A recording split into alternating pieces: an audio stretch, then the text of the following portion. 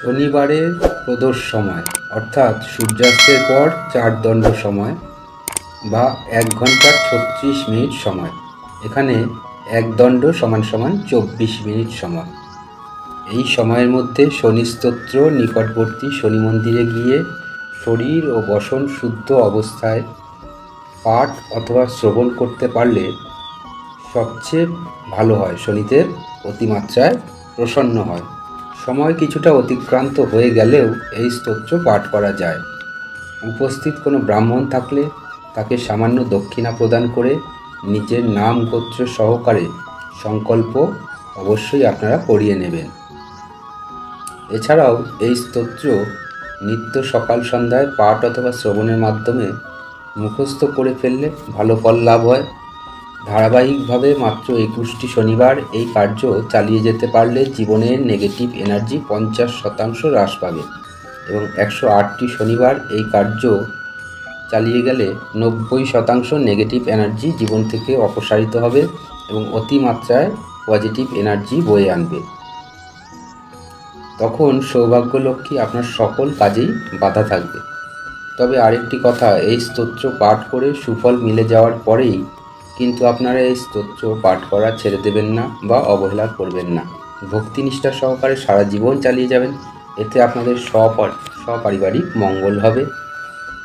তবে কতগুলি গুরুত্বপূর্ণ কথা যা না বলে রাখলে 1 কলস দুধে 1 ফোঁটা গোচনা মিলে যাওয়ার অবস্থা কিন্তু হবে। এই বিষয়গুলি স্তোত্র পাঠের আগে পরপর স্মরণ করিয়ে দিই। প্রথমত, শনিবারে কোনো প্রকার আমিষ আহার একেবারেই করা চলবে না। শাস্ত্রমতে এদিন দুধ বা দই, লাল লঙ্কা, আমের আচার, মদ্য অথবা সুরাপান ইত্যাদি করলে শনিদেব কুপিত হন। তাই যত্নপূর্বক এই সকল আহার এদিন অবশ্যই ত্যাগ করবেন। দ্বিতীয়ত, ভুল করেও এদিন লবণ, সরিষার তেল, লোহার দ্রব্য ইত্যাদি নিজের ভোগ বা আহারের জন্য আপনারা ক্রয় করবেন না। করলে দারিদ্রতা বৃদ্ধি পাবে।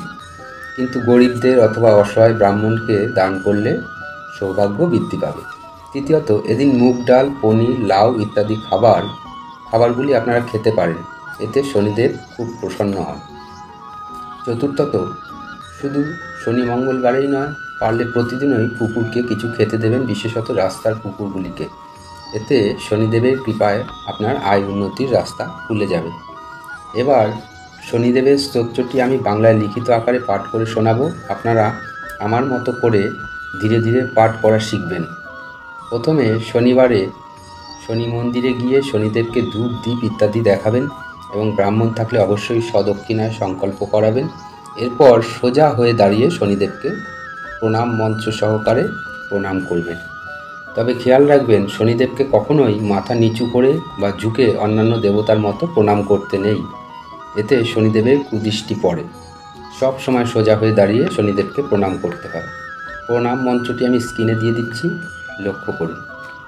নীলাঞ্জন চয়পক্ষং রবিশূনং মহাগ্রহং ছায়ায়া গর্ভসম্ভূতাং তাং নমামি শনিশ্চরং। এবার স্তোত্রটি পাঠ করছি, স্ক্রিনে লক্ষ্য করুন এবং বারবার শ্রবণ করে একেবারে মুখস্থ করে ফেলার চেষ্টা করুন। কোণন্তক রৌদ্রোজ্জমো তপব্রহু কৃষ্ণস্য নিপিঙ্গল মন্দশৌরিः নিত্যং স্মিত জহরতে চাপীডাং তস্मै নমঃ শ্রীরবিনন্দনায়। সুরা সুরা কিং পুরুষ রাগেন্দ্র গন্ধর্ব বিদ্যাধর পন্নগশ্চ পীডন্তি সর্বে বিষমস্থিতেন তস্मै নমঃ শ্রীরবিনন্দনায়। নরা নরেন্দ্র পশবো মৃগেন্দ্র বন্যাশ্চ যে কীটপতঙ্গভিঙ্গাः পীডন্তি সর্বে বিষমস্থিতেন তস্मै নমঃ শ্রীরবিনন্দনায়। দেশাশ্চ দুর্গানি বনানি যত্র সেনানিবেশ পুরপত্তনানি পীডন্তি সর্বে বিষমস্থিতেন তস্मै নমঃ শ্রীরবিনন্দনায়। তিলৈর্যবৈ মাস গুরান্নদানৈ লোহেন নীলম্বরদানতো বা প্रीणाति मंत्रे निजवासरे च तस्मै नमः श्रीरविनन्दनाय। प्रयागकूले जमुना तटे च सरस्वती पुण्यजले गुहायां यो योगिनां ध्यानं गतोऽपि सूक्ष्मस्तस्मै नमः श्रीरविनन्दनाय। अन्नः प्रदेश सघं प्रविश्यस्तदीयवारे सनरसुखी स्यात् গৃহাদ গত ইয় ন পুনঃ প্রয়াতি তস্मै নমঃ শ্রীরবিনন্দনায়। স্রষ্টা স্বয়ংভূর্ভুবনত্রয়স্য ত্রাতা হর্ষ হরতে পিনাকি একস্য ঋগ্যজুঃসামমূর্তি তস্मै নমঃ শ্রীরবিনন্দনায়। ষণ্ণাষ্টকং ইয়ঃ প্রয়াতো প্রভাতে নিত্যং সুপুত্র পশুবন্ধবায়শ্চ পঠেৎ সৌখ্যম ভুবি ভোগযুক্তঃ প্রাপ্নোতি নির্বাণপদং তদং তে।